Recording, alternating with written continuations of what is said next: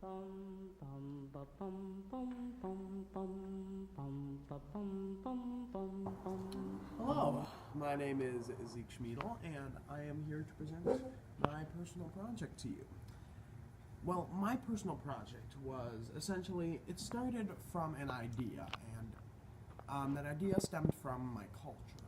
I come from two different families, the Igbo um, Enzaliba family and the German-Irish Schmiedel family. And thus, when I went to these two families, went for dinner at one, went to Thanksgiving at the other, went to Christmas at one, I would try different foods. On the Nigerian half, I would try spicy pepper soup and delicious agusi soup. And on the Nigerian side, I would try black forest cake and sausages and spätzle, and I really liked it. And then, but I always wanted these two cultures of mine to come together. And then I went to this restaurant called the Local Leprechaun. I have a picture right here.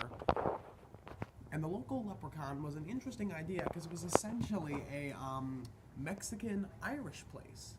And the guy was Mexican Irish who ran it. And you'd never think these two cultures would come together, but this guy had found a way to combine them through food. And so I wanted to follow in his example. And so I decided to combine my two cultures, Nigerian and German, to make NiGerman food.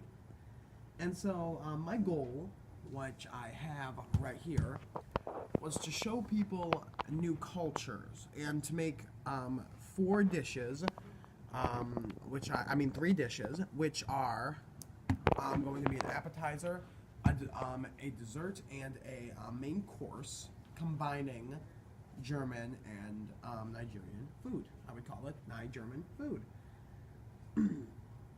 Now, the global context of this is because, well, it's multiple cultures, and thus, you know, it's different places. They're different places. Nigerians over here, Germans over there. The food are very similar. Nigerian food is very spicy. German food is very meaty and hearty. And so I wanted to take these two cultures and show them how similar they can be if you just mix their foods together.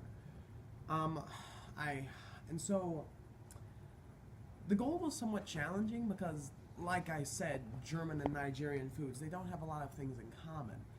And thus, it was kind of a trouble. I had to look into what kinds of flavors do good together, what things mix, what tastes mix between these two cultures to make the NiGerman food. And thus, it was kind of a challenge. Now, what I already know about this topic is very limited. I knew how to make a goosey soup, which I have right here. I knew how to make this, a goosey soup. And I knew how to make like black forest cake, but I did not really know how to make the essential dishes for Nigerian food, like pepe soup, or even fufu, which is this kind of doughy ground pudding made of grain. It's very good. But I didn't know how to make them, and so I had to learn this. What I did change is that I thought I was going to, at the beginning, make like a full cookbook, but that seemed like an extreme task. So I eventually dumbed it down to three dishes, because that was like a course, and so one could eat that. For my project, I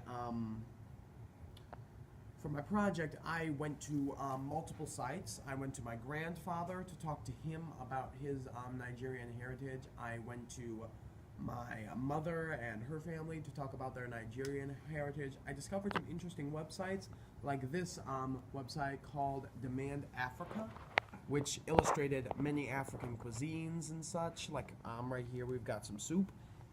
That's goat meat, and it's very, very good. And I'm glad I found this site because I've actually found a lot of recipes that I didn't actually put in my NiGerman cookbook, but I tried out on my own, and they were very good. For the planning, I decided to. One second. Just going to.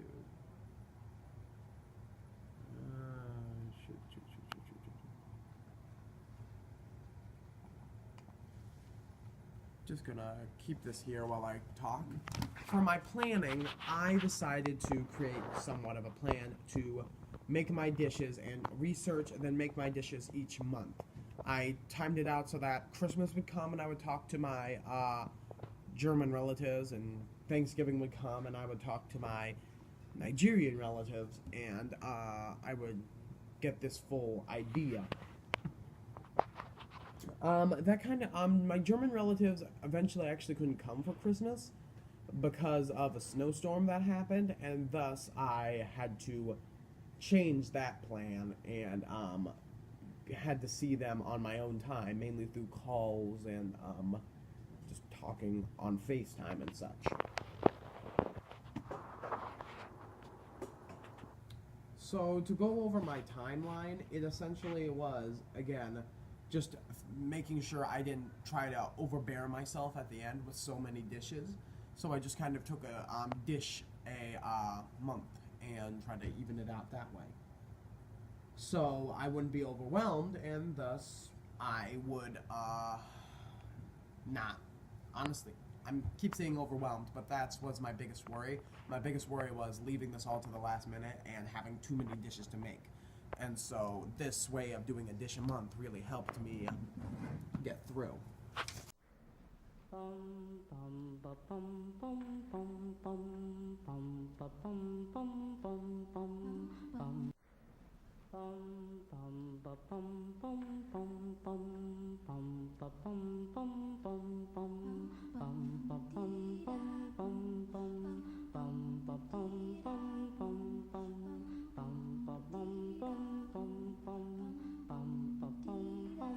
Was I successful is the main question here. I have a reflection up here that I'm just going to put. Was I successful in this regard? I'd say I was. I gave myself a rubric, which I said that I would be successful if I created the 3 dishes, they tasted good, I used my ingredients to the best of my ability, and and that went well, and I'd say I would. I'm going to pull up my actual cookbook right now, which I have right here. This is the NiGerman cookbook. As you can see, after we get past the pre-word, we've got my first dish, cherry-infused goat pepper soup with fufu dumplings. My second dish, jollof spätzle and German sausage with a grilled banana. The grilled banana I added on, and it just makes the dish come together. That was a long dish right there. And Black Forest banana cake, which Nigerian culture doesn't have a lot of desserts. It's mainly fruit for dessert, or puff puff, which is kind of a donut. So I added the banana, which is one of their biggest dishes, and it goes with the fried banana in the main course. So that works. So I made these 3 dishes, and I took some very heavy Nigerian forces like pepper soup and jollof.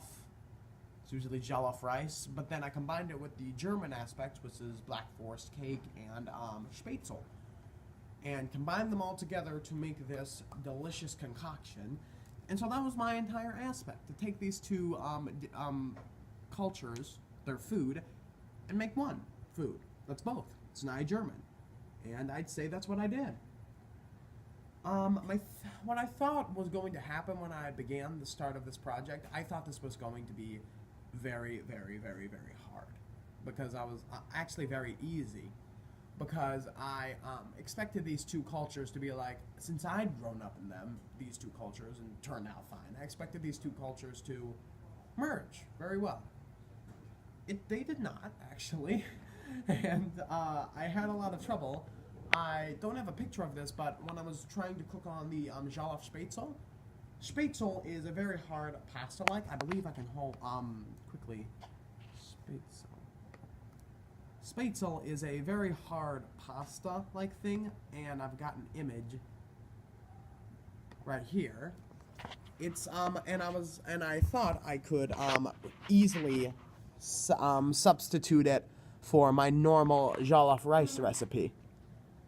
This did not go well, as apparently rice and spätzle are very similar. Spätzle's more doughy, and when I made it, it became more doughy to the recipe.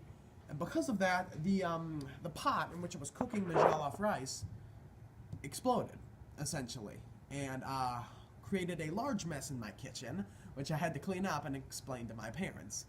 I then did some research and found out that this doughy texture overpowers the base of the sauce, and thus that happened. So I had to change my recipe and make the jollof spätzle a different way.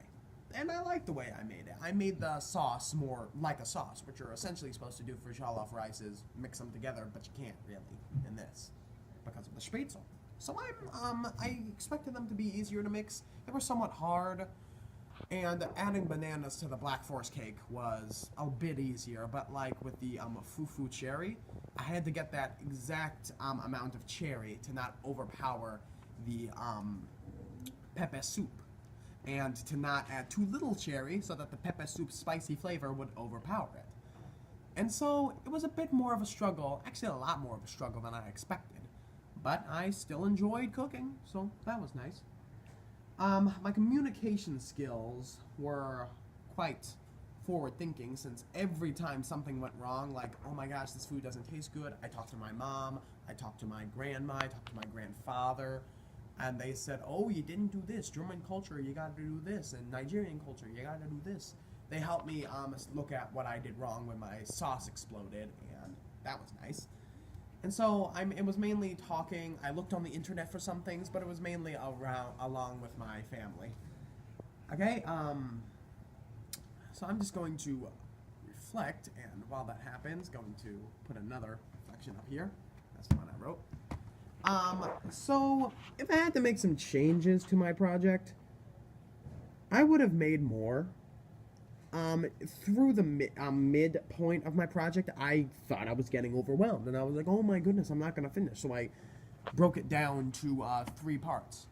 And now that it's over, I can't really add anymore, but I feel like I could have done more, so I wish I would have. I wish I would have added more to my criteria about global context, maybe looking at different Nigerian cultures, because I mainly stayed in the Igbo range, which is what I grew up with.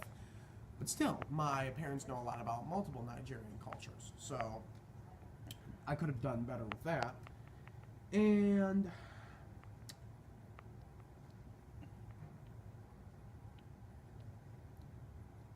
so, in my reflection, I mainly wanted to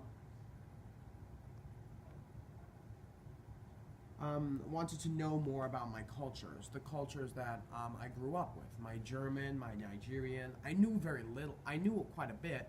Well, okay, I knew a bit and a little. I knew a lot about like where they grew up, how they lived their culture, but I knew very little on what their culture ultimately was.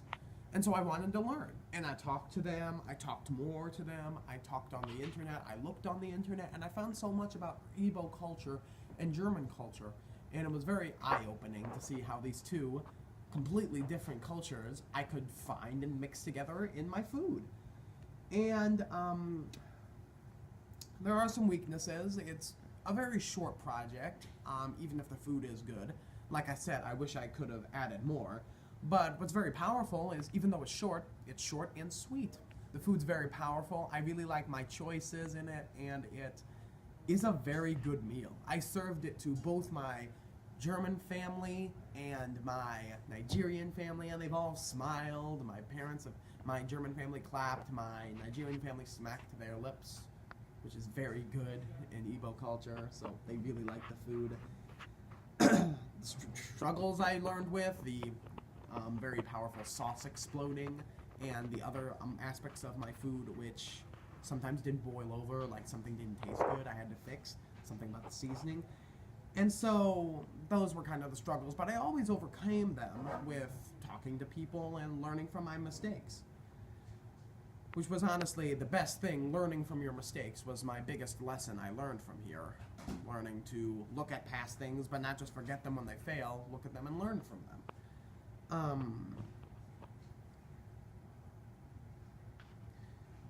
And now that my food is done, I can like bring it to other Nigerian, like there's a Nigerian church I'm hoping to bring my food to that does Nigerian masses, and I want to bring my food to it to serve to them after, to show that them the German culture that can come through in Nigerian food.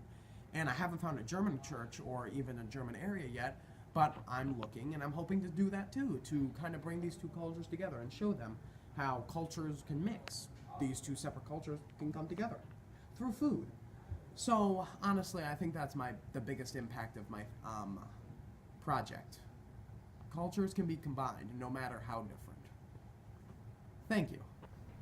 Bum bum ba bum bum bum bum bum ba bum bum bum bum